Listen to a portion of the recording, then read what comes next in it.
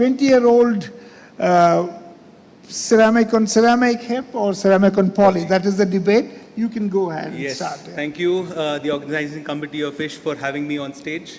Is it even a debate? We are talking of a total hip in a 20-year-old with a bearing surface of ceramic on ceramic or ceramic on poly. Well, the only two questions that the 20-year-old has on his mind is how long will my hip last and will I be able to do my activities? Fair enough. When we look at the background of revision hips, what causes the revision is the wear, which causes osteolysis, loosening, and therefore revision. In younger patients, we need longevity of implants with near zero wear. This is a 2022 paper that discusses the wear rate of COC being 0.004 mm per year and COP linear wear rate being 0.11 mm per year, 26 times lesser wear rate.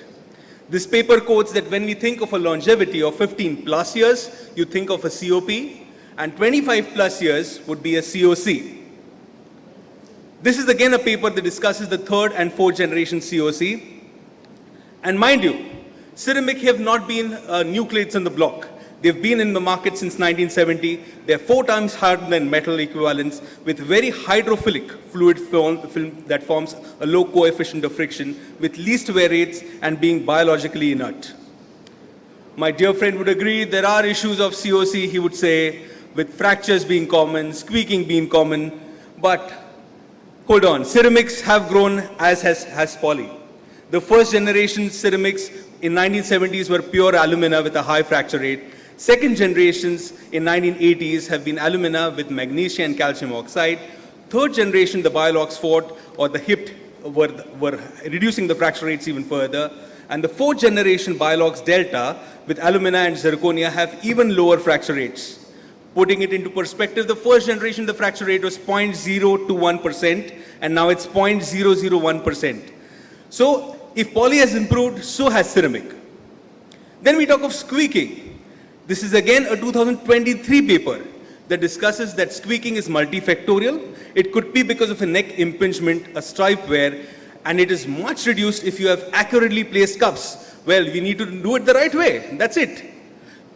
It also says that 5 times lesser squeaking occurs in 32 mm heads than 36 mm heads.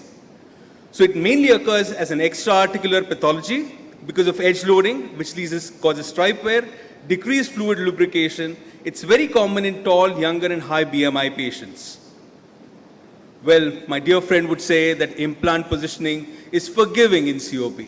Well, we have got well-trained audience attending ISH. They've got excellent mentors and excellent technology now. So why worry? Why operate under fear? You can use lip liners to prevent dislocations in COP, but why fear dislocations? Do them well the right way. Squeaking is a possibility, not very common. But wear is really common. It is true that you would have a wear in a COP.